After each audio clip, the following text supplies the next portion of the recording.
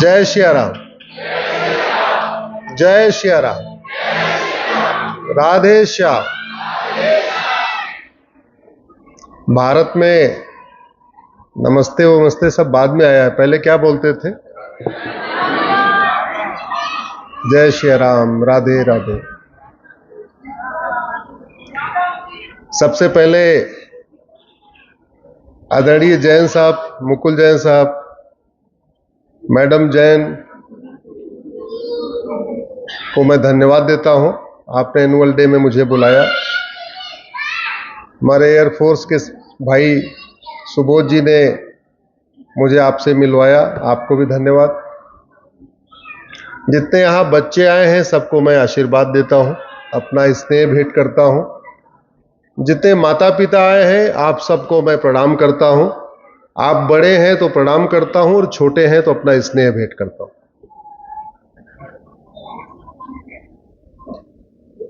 बड़ी सौभाग्य की बात है कि आपके बच्चे एक ऐसे स्कूल में पढ़ रहे हैं जो भारत का प्रतिष्ठित स्कूल है,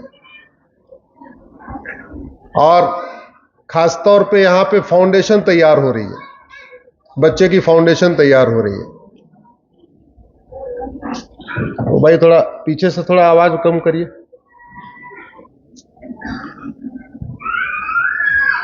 हमने तो आम के पेड़ के नीचे बैठ के पढ़ाई किया है। ए ऐसे बनता है वो हमने 6वीं में आके पढ़ा। ए फॉर एप्पल 6वीं में हमने आके पढ़ा था। आज ये बड़ा सौभाग्य की बात है कि आपके बच्चे जो है नर्सरी केजी में ही सब पूरा बढ़िया अंग्रेजी सब बोलने लग गए। लेकिन शिक्षा का उद्देश्य क्या है? शिक्षा का उद्देश्य क्या? केवल डॉक्टर बनाना, इंजीनियर बनाना, आर्मी ऑफिसर बनाना, वकील बनाना, यही है क्या? या शिक्षा का उद्देश्य कुछ और भी है? अगर मेरा व्यक्तिगत मानना है कि अगर शिक्षा के उद्देश्य को एक शब्द में कहें, वन वर्ड कि उद्देश्य क्या है, तो शिक्षा का उद्देश्य है स्वधर्म को सिखाना, स्वधर्म पालन करना सिखाना। मतलब शिक्षा उद्देश्य यह है कि वो ऐसे संस्कार दे कि एक बच्चा अच्छा भाई बन सके,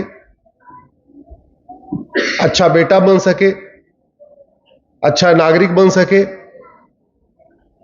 इंस्पेक्टर बने तो अच्छा इंस्पेक्टर बन जाए, डॉक्टर बने तो अच्छा डॉक्टर बन जाए। कुल मिला के वो जहां पे भी है अपने अपने स्वधर्म का पालन करें। शिक्षा का दूसरा उद्देश्य, आज ही मैं सुबह उत्तरकांड पढ़ रहा था रामचरितमानस में,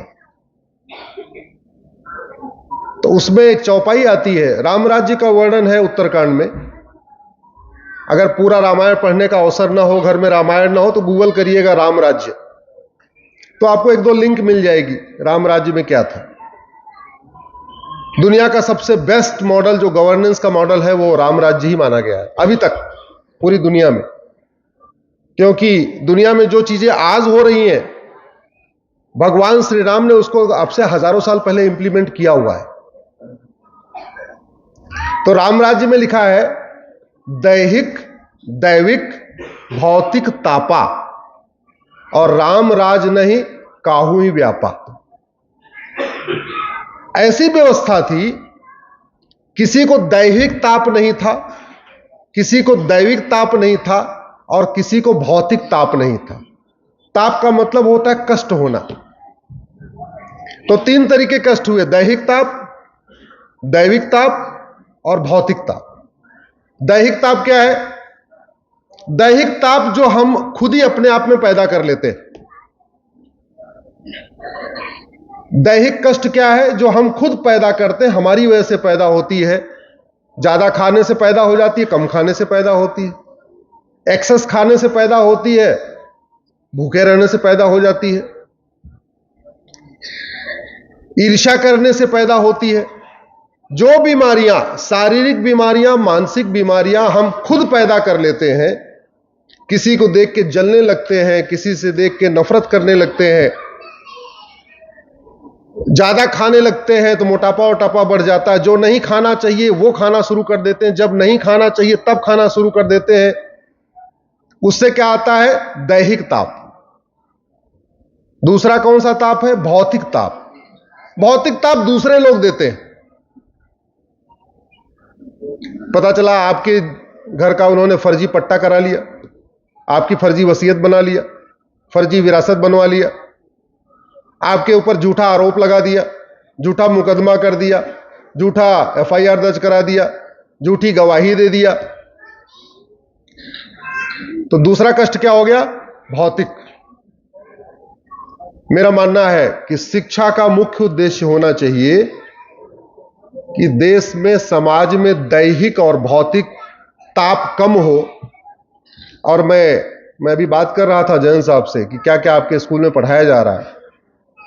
तो अच्छी बात है कि आपने न्यू एजुकेशन पॉलिसी को शुरू किया है, लेकिन अब कम से कम इस प्राइमरी स्टेज पे हमें बच्चों को इन बातों को बताया जाए। रामचरितमानस उत्तरकांड में क्या क्या लिखा है? सब नर करई परस्पर प्रीति, चलहि स्वधर्म निरत श्रुत नीति। वो कैसे होगा ये बच्चों को सिखाया जाए। बड़ी इनिशियल स्टेज है, आप स्टोरी के फॉर्म में बता सकते हैं। अल्प मृत्यु नहीं कौनो पीरा, सब सुंदर सब विरुद्ध शरीरा। इन बातों को प्राइमरी के लेवल पे पढ़ाना आवश्यक है। अष्टांग योग को बच्चों को सिखाना आवश्यक है, क्योंकि ये फाउंडेशन तैयार हो रही है। फाउंडेशन जितनी मजबूत होगी, बिल्डिंग उतनी अच्छी होगी। अष्टांग योग में यम, नियम, आसन, प्राणायाम, धारणा, ध्यान, समाधि जो भी है, कम से कम उसका बेसिक ज्ञान हमें होना चाहिए। हमें इस बात का भी ज्ञान होना चाहिए हमारे बच्चों को कि भारत किन किन मामलों में दुनिया से सबसे अलग रहा है।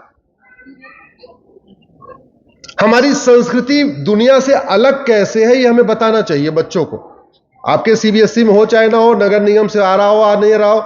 वैसे मैं आदरणीय सुभाष चंद्रा जी से मिलूंगा, हमारे अच्छे मित्र हैं, और मैं जल्दी मीटिंग करने वाला हूं। उनको यह आग्रह करूंगा कि कम से कम प्राइमरी में अपना इंडियन नॉलेज सिस्टम को इंप्लीमेंट करें। जैसे पूरी दुनिया में 1100 रिलीजन है, लेकिन फीमेल गॉडेस की पूजा कहां होती है? केवल, जोर से बोलिए, कहां? भारत। बाकी 1099 रिलीजन में फीमेल गॉडेस का कॉन्सेप्ट नहीं है। लक्ष्मी, सरस्वती, दुर्गा का कॉन्सेप्ट कहां पे है? ये हमारे बच्चों को पता होना चाहिए, उनको गर्व होगा, अजय वाह हमारी संस्कृति ऐसी है। बाकी जगह महिलाओं की पूजा नहीं होती। हमें बच्चों को बताना चाहिए। वसुधैव कुटुंबकम जैसा कॉन्सेप्ट पूरी दुनिया में कहीं नहीं है। अभी अब G20 के सम्मेलन में वन अर्थ वन फैमिली आया अंग्रेजी में, लेकिन वसुधैव कुटुंबकम की जो भावना है उसके लिए एग्जैक्टली कोई शब्द ही नहीं है। जननी जन्म भूमिश्च स्वर्गादप गरीयसी। आपको यह वाक्य दुनिया में 6500 भाषाएं बोली जाती हैं, किसी भाषा में नहीं मिलेगा। इसका पर्यायवाची कहीं मिलेगा ही नहीं, और मिल भी जाएगा तो वो भाव नहीं मिलेगा। जननी जन्म भूमिश्च स्वर्गादप गरीयसी।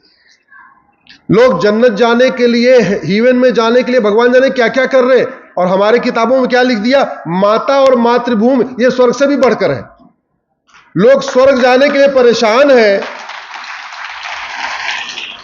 स्वर्ग जाने के लिए पूरी मारकाट मची हुई है दुनिया में, और हमारे धार्मिक ग्रंथ क्या कह रहे हैं? माता और मातृभूमि ये स्वर्ग से भी बढ़कर है। ये हमारे बच्चों को बताना चाहिए। सर्व मंगल मांगल्ये शिवे सर्वार्थ साधिके। किसका मंगल की बात हो रही है? अपनी नहीं, परिवार की नहीं, भारत की नहीं, किसकी? सर्वमंगल। यत्र नारस्तु पूज्यते रमन्ते तत्र देवता। जहां बेटी की पूजा होती है, बहन की पूजा होती है, नारी की पूजा होती है, माता का सम्मान होता है, पत्नी का सम्मान होता है, वहां कौन रहता है? जोर से बोलिए जरा। ऐसा वाक्य आपको दुनिया के 6,500 भाषाओं में किसी भाषा में नहीं मिलेगा। यह हमारे बच्चों को अभी से बताना शुरू करना चाहिए। इसलिए भारत भूमि दुनिया में सबसे अलग है, इसलिए हमारी संस्कृति दुनिया की सबसे अच्छी संस्कृति रही है। हम लोग क्या कहते हैं?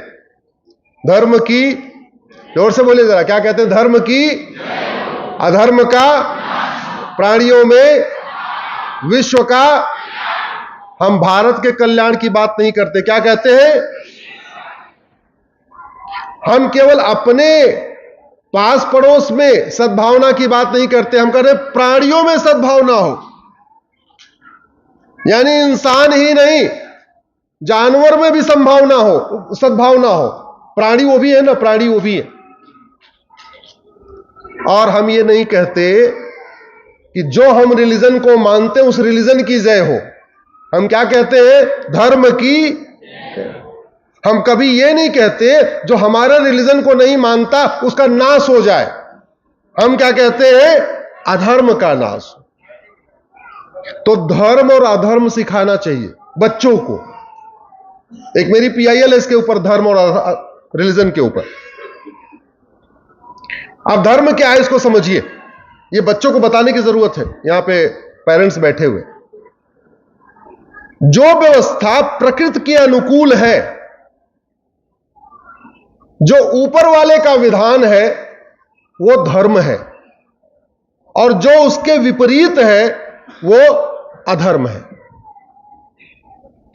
ऊपर वाले ने बेटा और बेटी को पेट में कितने टाइम रखा? जोर से बोलिए।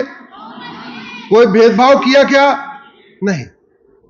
तो अगर किसी किताब में बेटे और बेटी में, पति और पत्नी में, भाई और बहन में भेदभाव करना लिखा हुआ है, तो वो ऊपर की किताब है कि नीचे की? जोर से बोलिए। तो वो धर्म है कि अधर्म? अधर्म। ऊपर वाले ने पुरुष को भी 9 महीने रखा पेट में, औरत को भी, बेटे को भी, बेटी को भी। हिंदू को भी 9 महीने पेट में रखा, बाकी जितने भी हमारे और रिलीजन हैं उनको भी 9 महीने रखा। अगर कोई ये कहता हो कि नहीं मैं सुपीरियर हूं और तुम इंफीरियर हो, तो वो ऊपर वाले के विधान के साथ में है या उसके खिलाफ है? जोर से बोलिए। तो उसके खिलाफ है तो वो धर्म है कि अधर्म? अगर कोई कहे मैं ब्राह्मण हूं, दूसरा कहे मैं क्षत्रिय हूं, मैं वैश्य हूं, मैं ये हूं, और उसमें से कोई कहे नहीं मैं सुपीरियर हूं, तो ऊपर वाले ने तो ब्राह्मण को भी पेट में 9 महीने रखा, क्षत्रिय को भी 9 रखा, वैश्य को भी रखा, दलित को भी रखा। कोई भेदभाव किया क्या? तो अगर कोई भेदभाव कर रहा है तो वो किताब नीचे की है। महिला पुरुष में कोई भेदभाव कर रहा है तो वो किताब, उत्तर दक्षिण पूरब पश्चिम में कोई भेदभाव किताब कर रहा है तो वो ऊपर वाले की नहीं, नीचे वाले की है। मुझे लगता है ये चीजें बच्चों में अभी से सिखाना चाहिए जैन साहब, क्योंकि ये फाउंडेशन स्टेज है। यहां जो बच्चे एक बार सीख लिए, एक बार उनको समझ में आया अच्छा यार बात तो सही है, भेदभाव करना तो गड़बड़ है, तो फिर वो धर्म और अधर्म को शुरू कर लेंगे। दुर्भाग्यवश क्या हुआ कि कई चीजें ऐसी हैं जो अधर्म है, लेकिन उसको रिलीजन के आड़ में प्रोटेक्ट कर दिया जाता है। हमारे उपनिषदों में दो ही, या तो धर्म है या तो अधर्म है, तीसरा कोई नहीं है। या तो धर्म या तो अधर्म, या तो सत्य या तो असत्य, या तो हिंसा या तो अहिंसा, या तो अस्ते अस्ते, तीसरा कोई कॉन्सेप्ट ही नहीं है।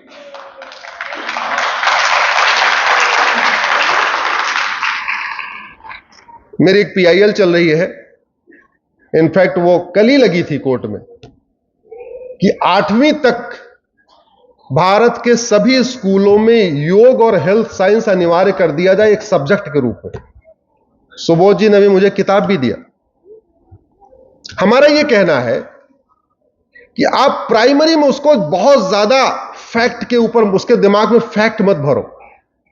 प्राइमरी में उसको आप मानसिक और शारीरिक रूप से स्वस्थ बनाओ, उसका चरित्र अच्छा बने, मेहनती बने, ईमानदार बने, फिजिकली फिट रहे, मेंटली फिट रहे, कॉन्फिडेंस उसका अच्छा रहे, उसके लिए आवश्यक यह है कि प्राइमरी में एक सब्जेक्ट होना चाहिए हेल्थ एंड योगा साइंस। और योग अपने आप में विज्ञान है। जो नहीं करते योग, जिनको नहीं पता शायद वो नहीं मानेंगे, लेकिन मैं आपको बता रहा हूं योग अपने आप में एक विज्ञान है। आहार एक विज्ञान है। और पहले पढ़ाया जाता था, पहले आहार विज्ञान पढ़ाया जाता था, योग विज्ञान पढ़ाया जाता था, प्राण विज्ञान पढ़ाया जाता था, नाड़ी विज्ञान पढ़ाया जाता था। अभी आज के समय में तो 8-10 किताब आती है तो लगता है बहुत ज्यादा हो गया, बहुत ज्यादा हो गया। हमारी जो प्राचीन व्यवस्था थी वो 555 मॉडल था। 5 साल की प्राइमरी, 5 साल की सेकेंडरी और 5 साल का ग्रेजुएशन, हमारी जो वैदिक व्यवस्था थी प्राचीन। तो 5 साल के प्राइमरी में उसको थोड़ा सा गिनती पहाड़ा पर बता दिया, थोड़ी कैलकुलेशन करना उसको सिखा दिया। बाकी का पूरा का 5 साल का सिलेबस क्या था? योग करो, दंड बैठक करो, कुश्ती लड़ो, अपना रस्सा खींचो, ठीक है, सूर्य नमस्कार करो, शीर्षासन करो। पूरा का पूरा ऐसा एजुकेशन सिस्टम था जिसमें मैथ, फिजिक्स, केमिस्ट्री नहीं होता था। जब मैक्सिमम यह था कि वो फिजिकली मेंटली फिट हो जाए। लेकिन जहां प्राइमरी में कोई विषय नहीं था, आज के अगर हम विषय की बात करें तो ऐसा कोई विषय नहीं होता था। 6वीं से 20 विषय होते थे और पूरा 6वीं से 10वीं जो सेकंड दूसरा वाला 5 साल का था उसमें सारे विषय। और फिर पूछ लिया जाता था आगे पढ़ना है या नहीं पढ़ना। बोले नहीं पढ़ना, नहीं पढ़ना है तो ठीक है भैया, काम करो, तुम्हारे पिताजी वैद्य है, जाओ तुम भी पिताजी के साथ वैद्य वाला काम शुरू कर दो। तुम्हारे पिताजी क्या है, सराफ है, तुम सराफ वाला काम सीखो। तुम्हारे पिताजी बजाज है, बजाज वाला काम सीखो। सामान्यतः पहले व्यवस्था थी, लोग अपने पैतृक जो व्यवसाय होता था उसको आगे बढ़ाते थे। जिसके पिताजी सेना में है वो सेना में जा रहा है, ऐसी व्यवस्था होती थी। सेकेंडरी और ग्रेजुएशन वो आए चाहे ना आए, लेकिन कम से कम हमारा जो प्राइमरी का प्राचीन व्यवस्था थी उसको लागू करना आवश्यक है। और वो किसी एक के साथ नहीं, हर जगह होना चाहिए। मैं आपके बीच में बोल रहा हूं, लेकिन स्वाभाविक सी बात है ये वीडियो बहुत लोग जाएगा, बहुत लोग देखेंगे। मैंने PIL फाइल किया है कि भारत में ये जो 65 एजुकेशन बोर्ड चल रहे हैं इनको मर्ज करके 1 नेशन 1 एजुकेशन बोर्ड बनाया जाए। भारत में 1 नेशन 1 सिलेबस लागू किया जाए, 1 नेशन 1 करिकुलम लागू किया जाए।